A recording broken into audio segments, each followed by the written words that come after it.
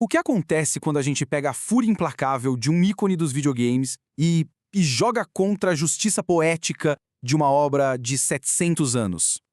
Bom, é o que vamos descobrir hoje. O Doomslayer vai pro banco dos réus e o juiz é ninguém menos que Dante Alighieri. Vamos analisar onde exatamente ele se encaixaria no inferno. A pergunta que guia toda essa nossa análise é essa aí. Em qual dos 9 círculos o maior exterminador de demônios que já existiu passaria a eternidade? A resposta, olha, eu garanto que é bem mais complexa e surpreendente do que parece à primeira vista. Certo? Vamos começar a desvendar esse mistério. Mas antes de mais nada, a gente precisa entender a lei fundamental do inferno de Dante, o contrapasso. A regra é bem simples e, ao mesmo tempo, terrível. A punição tem que ser um reflexo direto do pecado. É tipo uma justiça poética na sua forma mais brutal. É usando essa lente que a gente vai julgar cada ação do Slayer. Então vamos lá. Vamos preparar o terreno para este julgamento cósmico. Porque aqui não se trata só de contar quantos ele matou. A gente precisa examinar a alma e a intenção por trás de cada tiro, de cada golpe. E o primeiro ponto, que é crucial, é este. O Slayer não é movido por malícia.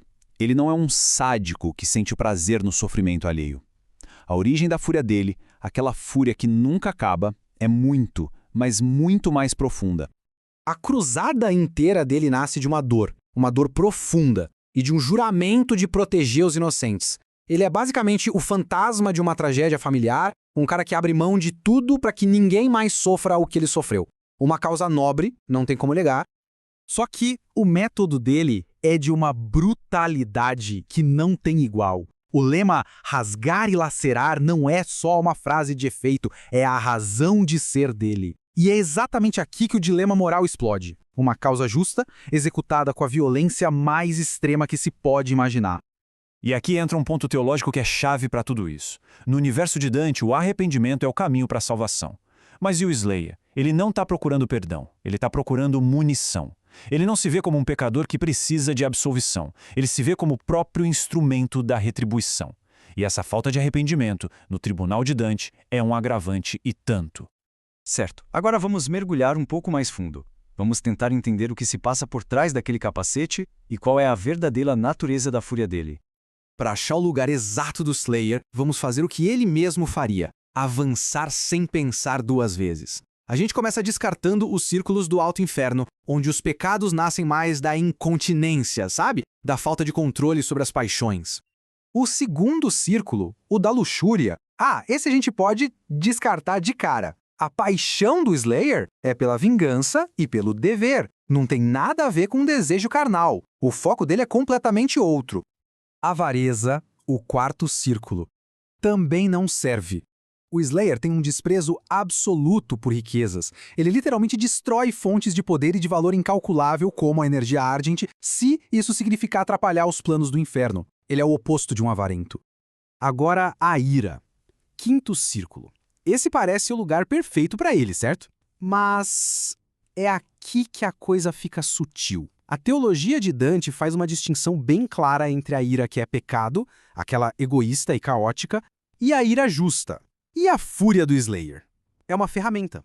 É calculada, focada e apontada unicamente contra o mal. Não é uma raiva cega, é uma arma. E é por isso que ele continua descendo. Passamos pelos portões da cidade de Dis. Agora a gente está no baixo inferno, onde os pecados não são mais de fraqueza, mas de pura malícia. A partir daqui, a análise fica bem mais sombria. Bom, o sétimo círculo é o da violência, e ele é dividido em 3 partes. A primeira, violência contra o próximo. Não se aplica.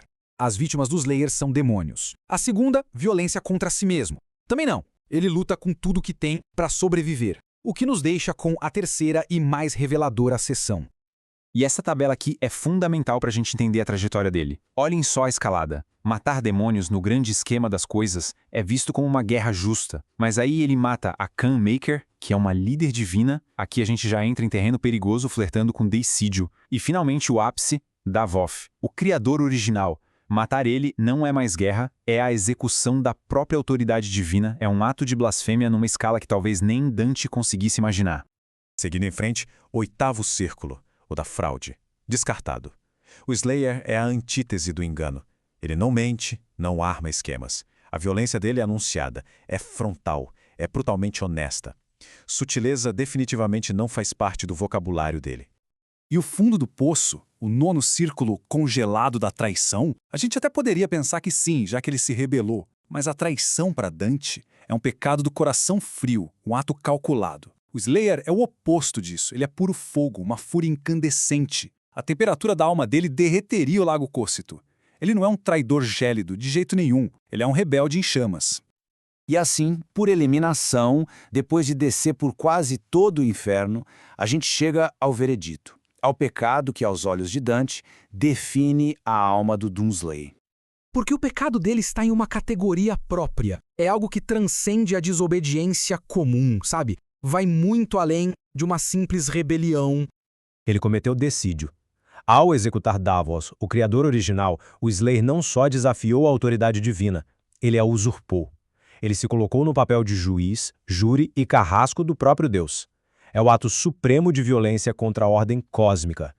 Portanto, o veredito final é este, sem margem para dúvidas. O lugar do Doomslayer é o sétimo círculo, terceira seção, violência contra Deus. Ele é o blasfemador definitivo, o mortal que não só desafiou, mas destruiu seu criador. Mas todo veredito exige uma sentença. E no inferno de Dante, a sentença segue a lei do contrapasso. A punição tem que ser uma ironia poética e perfeitamente cruel. E aqui está o inferno particular dele, uma verdadeira obra-prima de tormentos sob medida. Pensem só na ironia. Primeiro, ele, o homem do movimento perpétuo, estaria completamente imobilizado, estático, para sempre. Segundo, o guerreiro supremo, agora totalmente impotente, forçado a só assistir legiões de demônios vagando livremente. Aquela necessidade visceral de rasgar e lacerar se transforma numa coceira insuportável na alma, que ele jamais vai poder aliviar. E como golpe final, chovendo do céu, as chamas trariam visões de sua família perdida, um lembrete eterno do que ele não conseguiu proteger. Nossa análise termina aqui, mas nos deixa com uma questão, um paradoxo. No sistema de Dante, ele é, sem dúvida, um blasfemador supremo. Mas no universo dele, ele é o salvador da humanidade. E isso nos obriga a perguntar se o mesmo ato que condena uma alma perante uma justiça divina é o ato que salva bilhões de vidas, então o que isso diz sobre a própria natureza dessa justiça? A linha entre o salvador e o pecador pode ser bem mais tênue do que a gente imagina.